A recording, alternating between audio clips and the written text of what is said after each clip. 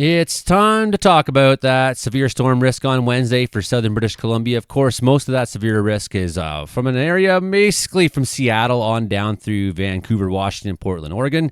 But the outside areas could see some risk, and we could see significant storms actually fire up there. The environment seems to be more favorable than people gave it credit for. They've certainly upped the risk level just a little bit now.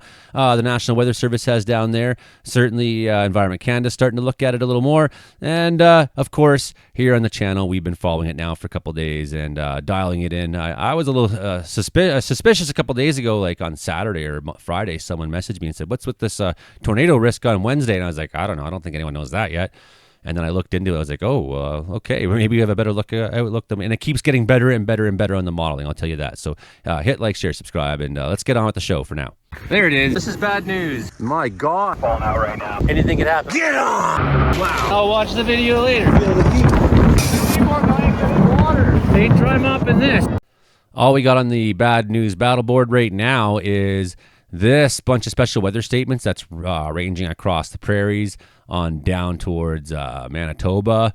And it's basically talking about a wintry mixed precipitation for Thursday and Friday, and that's going to be a result of the system passing through that we're going to be talking about in the video today. And I'll take 1 second to remind you to hit like, share, and subscribe because, not only are you helping me, but putting this weather video around to somebody in the area may save their life. This weather video is for everyone down there down there in Bridesville and Anarchist Mountain and people like Lydia and whatnot up Beaverdale. People in that area say, Joe, you haven't said much about us in a while. Well, this weather's coming to you, so you get to get on the list today of things to talk about. Let's go have a look at Ryan Voudelian's page first of all, because he has appeared on the Meteorological Report. He's on our group chat. So we certainly are all sharing information all the time. Everybody who's on the show, make sure you tune in on Thursday at 6:30 p.m. Live here on the channel, and we'll be talking about all this that happened. Then we'll have kind of a look back on what actually did happen. So here's our friend, Storm Chaser from Vancouver, an extraordinaire and weather geek and totally nice guy altogether. This is his page today. Things he's saying, just so someone else is corroborating what I'm saying as well. Just so you know right off the bat, I'm not making shit up. Here's another very talented weatherman saying the same thing. Risk for severe thunderstorms in Washington, Oregon, and whatnot. Coverage should be mostly isolated, but a more probable corridor for a few supercells is apparent west of the Cascades. These may produce large hail, a brief tornado, and locally strong gusts of wind. So we're kind of looking at that area, Seattle on down through Vancouver, Washington, Portland.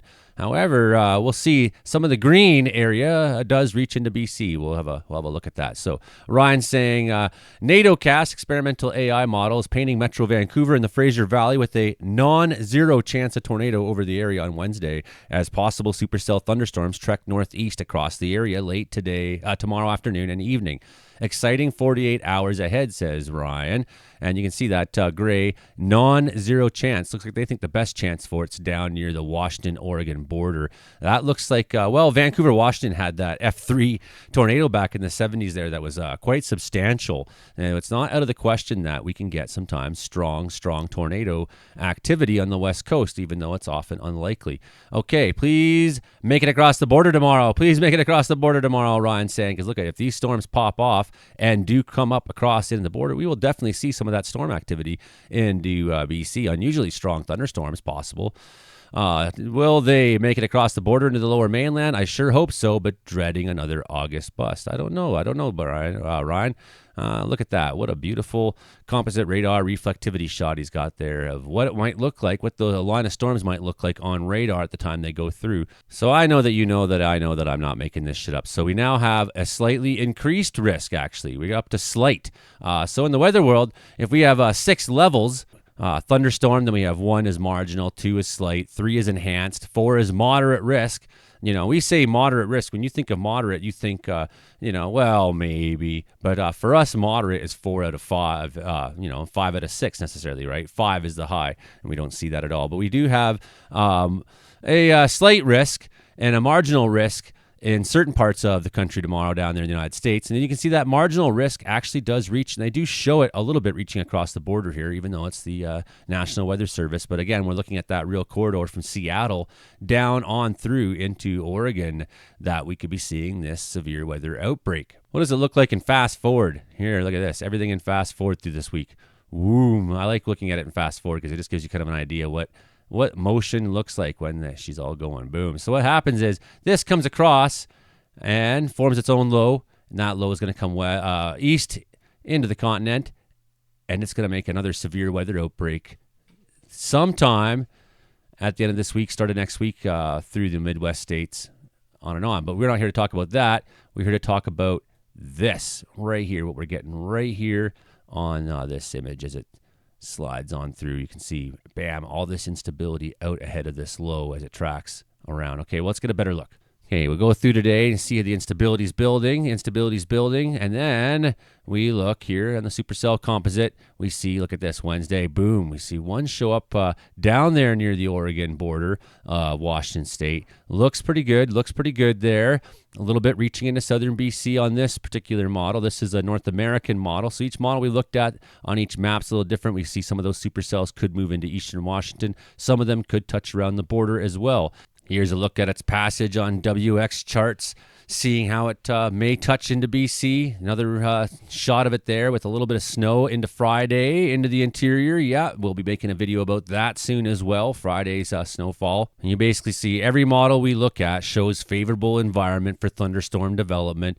Every one of them seems to show the same thing. Here we have a look at Wednesday when the low really starts to show up, and look at that. Boom. We should just pause that for 1 second and see where that all is. Now this is the dynamic ensemble based scenarios for the Global Systems Laboratory, part of the National Oceanic and Atmospheric Administration.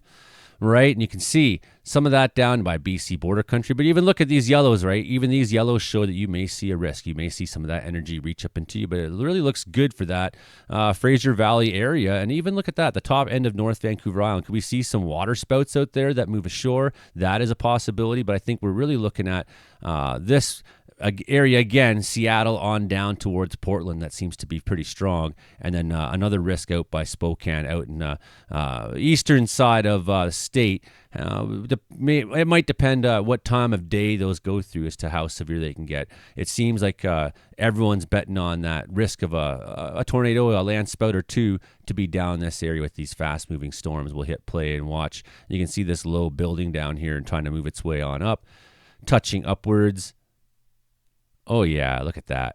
Too much fanfare, a little bit of instability into southern BC, a little bit of instability down there on the U.S. side, and then we're waiting for Friday when we end up taking a little bit more as this low starts trying to push on through, and that's unfortunate. That's a travel day for me. I got to head down to Penticton, so I'm not exactly looking forward to that. I will have forecast data for you on this event in the coming day or two because I need to know for myself as well. Now we got two different things to look at here. So down there in that little corner here, Vancouver, looking at maybe 60-kilometer gusts in some of those thunderstorms, looking at the risk of lightning, 20 to 30 mils. Not out of the question that a small risk of a landspout tornado or something like that could happen down there, even though if you're not the higher end of the risk assessment that we've been looking at. We do have the chance of a little bit of snow up in the piece, and look at this. We'll probably be seeing a snowfall warning up there in a day or two get announced for a piece when they're looking at 10 to 15 centimeters. Kelowna, these areas south of you down towards Anarchist Mountain, areas that are to the east of Osoyoos into boundary country, border country, and up into the south end of the Monashees. You could be looking at some heavy rainfall in some of those convective systems as well that are moving up towards you. So there is a little bit of a thunderstorm risk this afternoon, but not much up and down the coast, sure. And this is that low out there, strong looking low, hitting downward on the trend, trying to sink in. You can see on the front side of it, this is the frontal boundary zone. You can see where thunderstorms and instability are trying to pop up, where that warm air is trying to mix with the cool air. Now let's have a look at Wednesday early. Maybe we'll just skip ahead a little bit to save ourselves waiting. So watch where these storms pop up, and then take a guess at where they might go. You can see more or less the direction they're going to want to take by the way these isobars are more or less pointed. So they're going to take that northeasterly bent. They're going to follow that direction. See those storms start to fire around noon around Seattle into areas just south of the BC border, maybe touching up in the BC border, maybe heading through Hope and areas like that. Boom, there we go. Look at this. Right around 5 o'clock in the afternoon, now we're seeing that strong storm line. That more or less is Oregon City, Portland areas just to the east of it. Probably by then it's going to be moving past you, I suspect, already by the point that we're looking at this. But you can see that strong storm risk here. Look at some of these numbers. 5.73.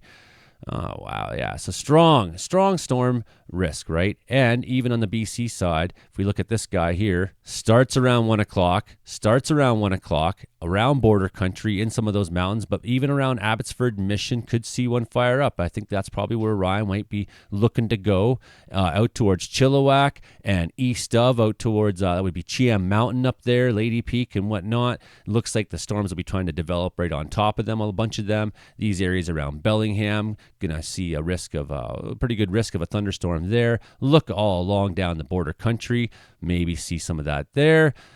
What are we going up to? Princeton, Headley, Carameus, Hope, could see some of that. So in this modeling, it seems to indicate it wants to go further north, and we may even see that a few of those storms move into Vernon and places like that. Still, I maintain we're going to see a stronger chance in this area than maybe I think anyone's quite ready for. And we could see thunderstorms that go into the night. Look at that. That's an update that I'm a little bit surprised on. Wednesday, 5 a.m., a little bit of snow to areas that are west of Red Deer in Alberta. See that storm potential start in Seattle. See that instability, heavy rainfall in behind it, most likely for a little while, at least in the individual cells. See that storm threat move into southern BC on ECMWF. So they have a slightly different prognosis. I was expecting to see more in this area still yet. Our friends in Anarchist Mountain, I would expect it. I think that we could see a little difference in how this actually plays out from what we're looking at. But look at strong thunderstorms out by Spokane, Washington, still through the middle of the night. That's quite incredible. And then heavy rainfall, lightning possibly early in the morning in Trail area, heavy rainfall for our friends there in southern BC, snowfall up the coast mountains, the risk of rain and even freezing rain on Highway 97 for early Thursday morning. So watch for that. And then we're going to look at this low. It's going to start tracking its way across the country, and it's going to leave some significant snowfall through a wide swath there, Saskatoon north, looking Meadow Lake, Edmonton, all that kind of area. Look how it's going to wrap on down, going to come towards Winnipeg, going to try to make a break for it. Going to see that freezing rain risk on the bottom side. Thursday, still seeing thunderstorm risk down there in Washington State, still seeing heavy rainfall up and down the coast. So looking like we're going to get whacked by a bit of a system here, my friends, and it's coming on through, and I'm going to have to try to find a way to travel with it on Friday. Hopefully we just catch that little break there, and then Friday morning here in southern BC. No, it doesn't look very good. Okay, yeah, it's gonna be one of those. Okay, well, we'll come back with a larger look at Friday, I think, in a video or two from now, and we'll try to get the best details we can because I want to have a safe drive on south, of course. But I mean, if things are above zero, it should be mostly good. For highway level until you hit passes and things like that, I'm sure. So stuff to watch out for a little later this week. Okay, I'm going to make my last shot here. There's Willow. You just got to see her. Okay, well, hit like, share, subscribe. I hope I convinced you that some severe weather will be moving through the south. Gave you a look at some different modeling, some different mappings that I use. I often just use windy when I make a video, but I do sometimes look at a bunch of different maps just to get a larger picture in my own mind of what we're actually looking at. Give myself the more of the details. So, but this time I thought, hey, with severe storms coming, I might as well tell you some of the things I know. At least we didn't look at helicity much. But I did see there is some of that. There's going to be some rotation naturally present in the convection. It's going to be there. Anyways, hit like, share, subscribe, keep supporting the channel, tell a friend, and we'll see you again, everybody. Bye for now.